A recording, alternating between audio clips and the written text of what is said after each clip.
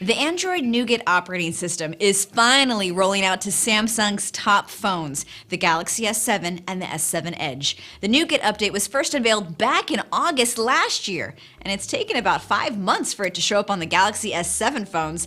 But it's not on all Galaxy S7s just yet. The update was first spotted by the blog Sam Mobile, as it popped up on some unlocked European versions of the phones. But for Galaxy S7 owners in the US, you may have to wait for your wireless carrier to push out the update, so don't hold your breath. Sometimes carriers drag their feet and take weeks longer.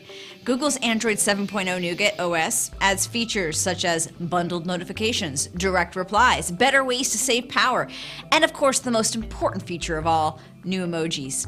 Samsung's flagship phones are among some of the last high-profile phones to get the update. Google's own devices are always first to get the operating system updates. Nexus phones saw it right away, and shortly after, the new Google Pixel phones were shipped with it. But those Pixel phones also have exclusive features that other Androids don't have, such as the Google Assistant.